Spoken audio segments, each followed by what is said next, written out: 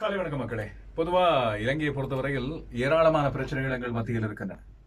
எங்களால் தீர்க்கக்கூடிய பிரச்சனைகள், தீர்க்க முடியாத பிரச்சனைகள், இன்னமும் இழுபறிப்பட்டுக் கொண்டு போகின்ற பிரச்சனைகள். அரசியல் பிரச்சனைகளுக்கு எங்களது பிரதிநிதிகள் தீர்வுகளை தருவார்கள் என்று சொல்லி பொறுப்பை நாங்கள் அவர்களிடம் கொடுத்திருக்கிறோம். அதை வலியுறுத்த வேண்டிய கடமை எங்களுக்கு இருக்கிறது. ஆனால் சமூக ரீதியாக நாங்கள் செய்கின்ற பிழைகள், நாங்கள் செய்கின்ற தவறுகள், எங்களால் இந்த இயற்கைக்கும் சமூகத்துக்கும் இழைக்கப்படுகின்ற தவறுகளுக்கு நாங்கள் தான் தீர்வுகளை பெற்றுக் கொடுக்க வேண்டும். அந்த பிரச்சனைகளை இல்லாதாக்க வேண்டிய மிக முக்கியமான சமூக கடமையும் எங்களுக்கு தான் இருக்கிறது. அதை பற்றி சொல்வதற்காக தான் இந்த சின்ன காணொலி. குறிப்பாக ஒரு செய்தி குறிப்பிலிருந்து ஆரம்பிக்கிறேன். இந்த காலை சூரியன் செய்திகளில் நீங்கள் கேட்டிருப்பீர்கள், சிங்கராஜவனம் அழிக்கப்பட்டு அங்கே தண்ணீர் தொழிற்சாலை ஒன்று குடிபான தொழிற்சாலை ஒன்று உருவாக்கப்படுகிறது.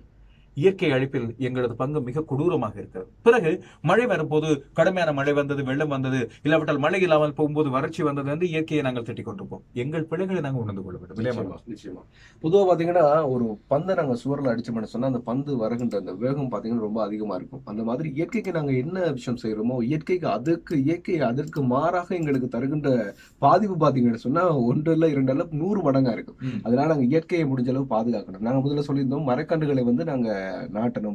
ஒரு மரத்தை வெட்டினா குறைஞ்சது ஒரு 5-10 மரத்தையாவது நாங்க நாட்டணும்னு சொல்லியிருந்தோம். அப்படி மரங்களை நாட்டணும்னு சொல்லி நாங்க இயற்கை காடுகளை அழிக்க விட்டோம்னு சொன்னா கடைசியில பாத்தீங்கன்னா இலங்கையே இல்லாம போற அளவுக்கு ஒரு நிலை வந்தாலும் வந்துடும். எனவே இயற்கையை நாங்க பாதுகாக்கணும். குறிப்பா பாத்தீங்கன்னு சொன்னா எத்தனையோ விலங்குகள் அழிக்கிறது.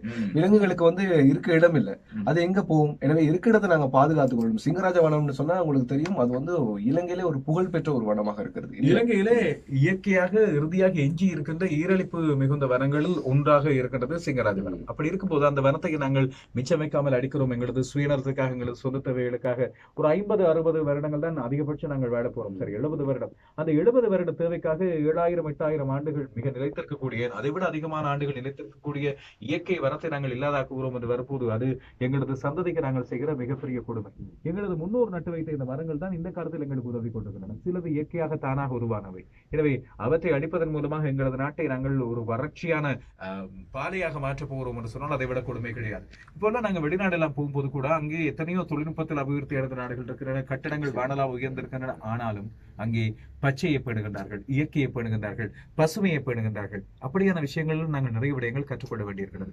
தொழில்நுட்ப அறிவு மட்டும் வந்தால் போது அது எங்களுக்கு மனசாட்சிப்படியும், அதுபோல நாங்கள் சிந்திக்க வேண்டிய, சுய தேவைகளை நிறைவேற்ற வேண்டிய, சமுதாயத்தை பற்றி சிந்திக்கின்ற ஆற்றலும் எங்களுக்கு கொஞ்சம் தேவைப்படுகிறது. இனியாவது கொஞ்சம் நினைத்து நடப்போம். நிச்சயமா இலங்கையை பொறுத்த வரைக்கும் இன்னொரு விஷயம், இலங்கையை பொறுத்த வரைக்கும் அதிகமான பொக்கிஷங்கள், பாதுகாக்கப்பட வேண்டிய பொக்கிஷங்கள் நிறையவே இருக்கிறது. இயற்கையை பாத்தீங்கன்னு சொன்னா அந்த காலத்துல இருந்தே சொல்றாங்க, பொதுவா இயற்கை வந்து இலங்கை வந்து பொதுவா சுத்தி வர பாதுகாக்கப்பட்ட ஒரு நாடு இல்லையா? அந்த நாட்டை நாங்க பாதுகாக்கணும். அது மட்டும் இல்லாமல் இலங்கை இருக்கக்கூடிய பொக்கிஷங்கள் நாங்க பாதுகாக்கணும். இதெல்லாம் எங்களுடைய மனசுலையும் அதே போல செயல்லையும் நாங்க வரணும் சொல்லி உங்களுடைய அன்போடு கற்றுக்கொள்கின்றோம். எனவே நாங்கள் சொல்லுகிற தகவலோட சின்ன தகவலா இருக்கலாம், ஆனால் எல்லோருக்கும் போய் சேர வேண்டிய தகவல் என்ற காரணத்தால் தயவு செய்து இதை முடியுமானவரை உங்கள் நண்பர்கள் மத்தியிலும் கொண்டு செல்லுங்கள்.